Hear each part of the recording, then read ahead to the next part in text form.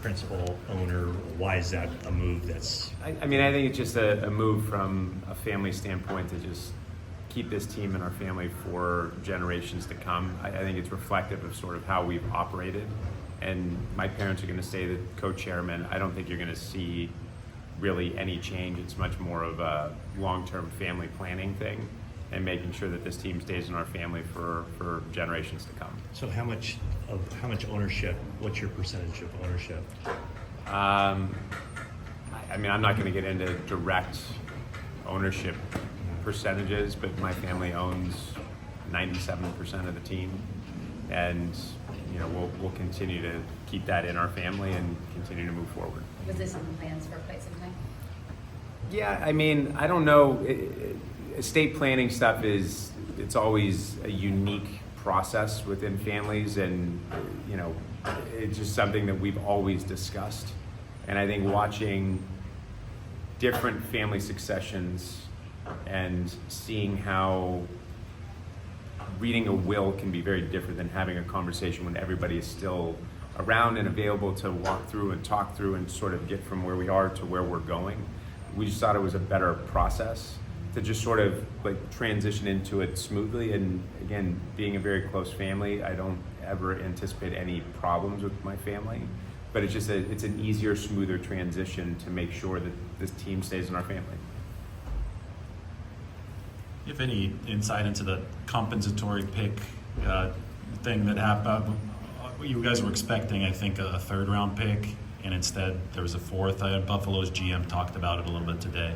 Yeah, I mean, that would probably be more Prague and JL to give you specifics. And I don't know. I've been in the NFL long enough to know that what you expect and what actually happens aren't always the same things. And, you know, we'll let them address it. And whatever it is, we still have an extra pick. We'll move forward and we'll be fine. You were one of the three teams that voted against the new kickoff rule. What was... Correct? Yes. What was the reason? What's your biggest concern? I think the concern is it's such a drastic change to a play that is really kind of, from a health and safety standpoint, we've tried to address the play because it was the most, I think the highest injury rate play that existed. So they're going from that to trying to reintroduce the play into the game and make it more of a real play as opposed to ceremonial play. And I'm 100% for that. I just want to make sure with something that's brand new that we had the opportunity to address it during the middle of the season, that if there's injury data or just a competitive issue that, you know, doesn't work, that it's not, this is the asterisk season of the kickoff rule that didn't work. I'm 100% for trying to make that play active in our game again, and I think they put in a ton of time and a ton of effort to try to make something work. I'm just sure that there's going to be tweaks to it, and I'd rather tweak it if we have to in the middle of the season as opposed to here's the asterisk season and then we're going to tweak it at the end of the year. That's it. 10 years ago, you famously said you don't raise NFC Championship banners, you raise Super Bowl banners, and if you don't deliver that, to hold you directly accountable. This year you said the season would have been a success even if you lost the NFC Championship. So in those 10 years, has your thinking shifted at all on this issue? No, I mean, I just think you can't be ashamed of a successful season, right? And our goal is always going to be to win Super Bowls, and even if we won the game, it's not like, okay, well, we can take off 2024 because we won the Super Bowl in 2023. Our goal is always going to be the same. But what I've learned in my time as CEO, it's not a complete failure to not win. Where I had probably more of a, you either win the Super Bowl or you 100% lose. You can't not celebrate the fact that we've accomplished some really good things with this team. And I would trade a lot of good seasons for winning a Super Bowl, but we've collectively had a very, very successful program. And I want to make sure that we continue to do that. And the only way to win the Super Bowl, you have to get there first. And we've obviously been very close several times. And you have to keep building off of it, but you can't you can't. It's funny. I mean, I think you and I talked about this, Matt, like a little off the record over a drink, where it's like it's almost worse to lose the Super Bowl than to not make the playoffs. And I don't think that's how teams should feel, right? And as much as I would give just about anything to have won this game or 4 years ago against Kansas City, you can't leave and say, you know, the whole season was a disgrace. Like, it's not. It's a disappointment to not win, but you can't destroy yourself and destroy everything that you've built because you didn't finish and hit your ultimate goal. That doesn't mean we're not going to work towards it and do everything that we can to continue to build this thing so we get back there and go win it in New Orleans this year. But that's my feeling about it. You talk about building a successful program. This roster is largely built through the draft. That was what you guys did in the last few years, understandably going for it, making trades. Being back in the first round this year, knowing that you're going to have to pay your quarterback here pretty soon, do you feel like you're going to have to shift back now to making sure that the draft is kind of the lifeblood? You always have to make sure that the draft is the lifeblood, right? Like that's the only way to have sustained success. And you know, we made a decision to invest 3 first-round picks into a quarterback that didn't turn out to be the right choice. We got very lucky and very fortunate that a guy that we drafted in the 7th round made up for that. So, you know, in my mind, we invested 3 first-round picks into the position, not into necessarily the one specific player. That's the most important position that exists. But you can't rely on filling your needs through free agency for an extended period of time. You always supplement through free agency, you supplement through trades, but you have to continue to build your team through the draft. And, you know, having, I don't know how many picks we have, but I think it's 10, 12 picks, something like that this year. You have to do well with those draft picks. You always have to do well. And doing well doesn't mean all 10 of those guys make your roster and they're all starters, right? You have to make sure that you're getting guys like George Kittle, like Dre, like Fred, you know, that are not, you know, first round guys, but guys that have impact deeper in the rounds, right? You have to make sure that the picks that you make your team successful, so you can pay somebody, whether it's your quarterback or somebody else, and we are going to have to pay our quarterback soon.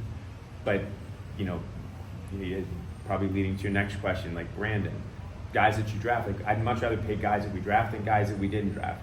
And we're going to do everything that we can, like we have in the past, to find a way to make those work.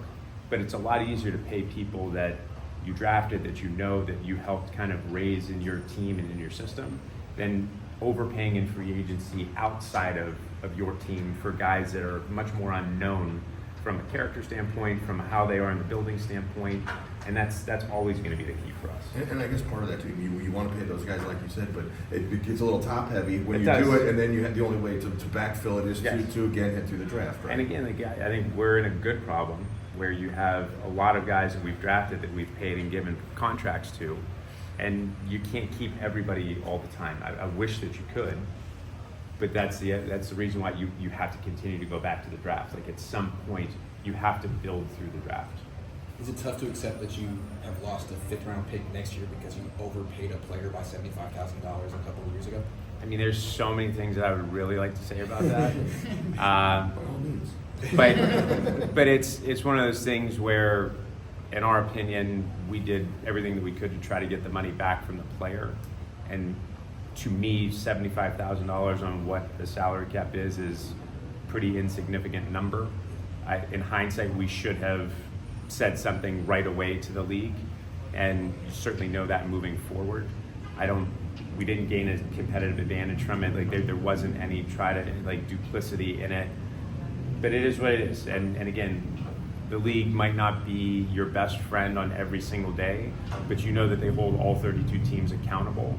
And I know that they'll look at every other team, and no one is going to get a competitive advantage by trying to skirt salary cap and things like that. Like, they're always going to be on top of those things. Where you might not like it when the discipline comes down on you, you respect that the fact that this league is governed very, very well, and they will always make sure that they're doing what they can to keep the game as honest as possible. Thinking financially, how thankful are you that you have guys like Kyle Juszczyk, Fred Warner, and George Kittle that are willing and able to adjust their contracts and not? I mean, they're awesome, and they're they're teammates, they're players on our team, but I mean, in a sense, they are partners, right? And you have those guys that, you know, I want to make sure that they have great careers and they make a lot of money, but I also want to make sure that a guy like Kyle, because he's here with his wife this week, she's building out a business. Like if we can help, whether it's a player or a player's spouse, build and grow their business, like we want to be able to do that. Like we want to be a family atmosphere. And you know, they show that it's a family atmosphere on their side as well, where they're willing to make adjustments so we can do what we can to try to go win a Super Bowl. And I think those are little things that give us an advantage to sort of stay in that mix and stay in that hunt, where your window of winning a Super Bowl can be, you know, extended because guys are willing to work with you to stay on the team, but also give you the room to be able to go attract more people to come into the club. Was part of you disappointed that Eric Armstead wasn't willing to work with you in that way? I wouldn't say he wasn't willing to work with us. He felt like he was willing to work with us, and we had a good conversation with Eric. He just asked if he could test what his market value was, and he knew what we offered him, and I think he was appreciative that we did it in a way that gave him the opportunity to test the market and see. And you know, for a guy that's played 9 years for the club and has done amazing things on the field, off the field, it's a lot easier for us to work with him where, you know, I don't want to see him go somewhere else, but he was able to see what his value was, and I think we owed him the opportunity to do that, and we gave him that respect. And I think that's where other people see that and say, okay, well, I'm willing to work with you, and because we have an open, honest relationship with our players. And I'd love Eric to be here, and I told him as we were going through the process, like, you're always going to be a 49er. You know, you have Bay Area roots, like you're a Northern California guy. Like, you know, when you retire, like we hope you do it with the 49ers and that you're here with us for a long period of time as a great alumni. But I also understand it's a business for everybody, and we want to be as helpful as we can to our players, obviously not hurting ourselves, but being as helpful as we can to players to make sure that their career is as successful as they can be on and off the field. With the groundwork, you know, like he'll be off the books in 2 years. Sorry? He'll be off the books in 2 years. How much groundwork do you have to kind of put into place for the likelihood that Brock Purdy will, well, I mean, probably the guarantee he'll be the highest paid player on the team, and the likelihood one of the highest paid players in the NFL next year? I mean, I think it's a good problem when your quarterback is one of your highest paid guys on your team and in the league. So there's a lot of planning that goes into it. But, you know, again, I'm glad that we have Prague, JL, Kyle. Like, they're the ones that will figure out the details of it. And I just have to sign the check. So my part in that's pretty easy. But kind of hard too, isn't it? It's not hard. I mean, it's what the market is, right? Like, it's not like Brock is going to ask for something that no one has ever asked for before. You have, I don't know how many players making over $40 million as a quarterback right now. And when we signed Jimmy several years ago, you know, it was the largest deal in the history of the NFL for 3 minutes. But we were paying Jimmy 26 or 27, and you see like the market has just, it's changed. And like whether I like it or not, like that's what the market is. And you have to accept the reality of the world. And to me, the quarterback is the most important position, not just in football, but in all sports. And those guys should be paid a lot of money. How proud are you of the fact that when you come to these meetings, you see all of the people that came from your organization that have learned from John, from Kyle, from everybody that's been in the building? I mean, those are the things that, you know, in 2010, I don't know that I realized like how important it was for us to have the type of organization that was looked at and like truly looked at as a place where we were a model for a lot of other teams in professional sports. So when you come here, it feels like, you know, it's our team meeting room in 2019 when you see folks that are general managers of teams, head coaches of teams, and it's a testament to what we've all collectively built, and certainly John and Kyle have putting together a great group of people. And it's rewarding to see that I think our league has changed, and I think we have a much different group of people that are running clubs today than what we did 10, 15 years ago, and just the process of that has changed significantly. The diversity has changed, and I think that the idea of making football more of a transparent business. I think you see that with the guys that have come from our organization and how they handle themselves and how they interact with their players and people. I think it makes the league a better place. So do you think Take two more guys. I have a question. Oh, this is awesome. I can't wait. Let's go. Let's go. Of course, I'm totally excited about Anthony Becker's Patriot trial, and Rahul Shantok is going to be expecting to testify. That- What are your feelings on that, and do you expect any other 49ers officials to testify? I mean, I have no idea. You'd have to ask our legal team about who they expect and things like that, what to testify, and I have really no thoughts, feelings, opinions on any of the legal matters that are going on. the Leeds ownership, the 49ers Enterprises is on the majority now? Is it coming up on a year, I think? It's been This several season, months, yeah. Have you been out there? Has anything in your day-to-day changed, and what are you looking forward to most of that?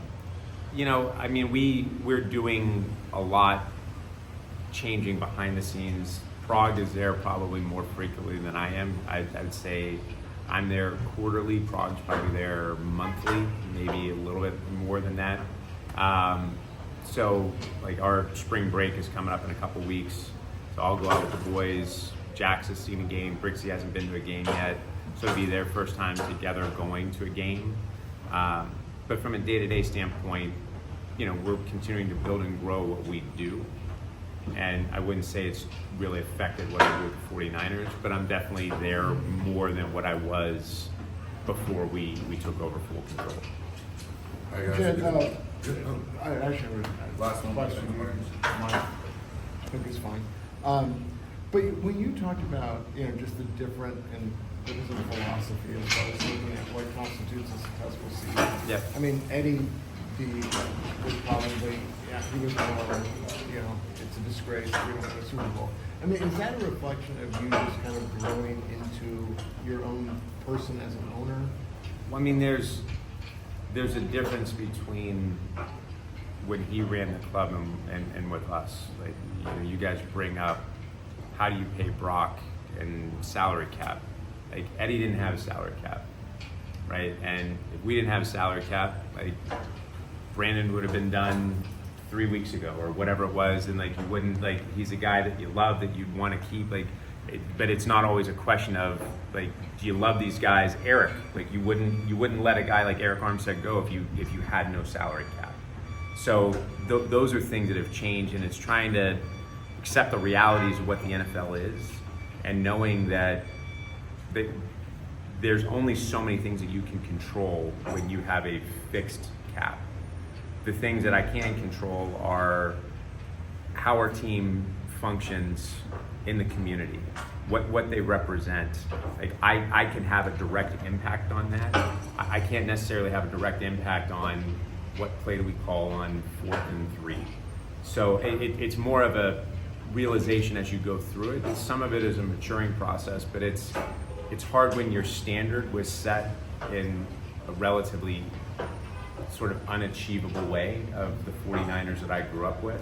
Like, it's very, very hard to do that unless you have the best quarterback in the league and, you know, you're relatively destined to be in the Super Bowl. Like, I think we have a great quarterback. I don't know that anybody is Patrick Mahomes. I don't know that anybody is what Tom Brady was in their prime, in his prime. So you have to be able to build a franchise that can compete with those types of players. And that's what I'm proud of, and I think our team has every bit of an opportunity to go win Super Bowls, but we'll never stop competing for that. I just feel like when I experienced a loss to Baltimore, like, I literally thought, like, my life was gonna end. Right, the first time the 49ers ever lost a Super Bowl, and like, it's just this big shameful thing. And then you just take a step back, and it's like, we were number 2. Like, if anybody else was number 2, you'd keep working, but you would be proud of your accomplishments. And it's trying to figure out that balance of, we always want to keep pushing, but you can't shame yourself for being second, right? But you're always going to keep working, and that's how I feel.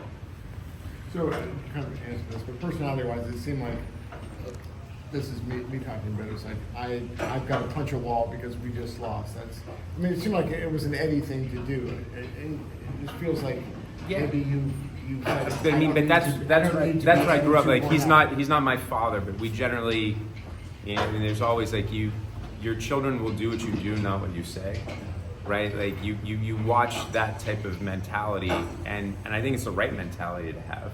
Like we're gonna do everything that we can to win.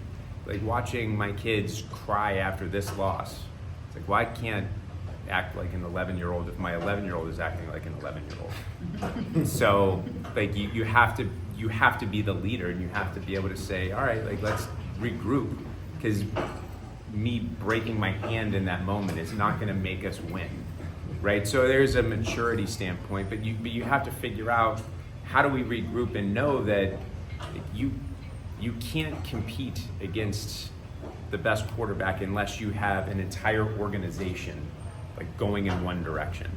And it's a lot harder to do it when you have that type of mentality. But I will put our team up against anybody, and we have to find a way to get over that final hump.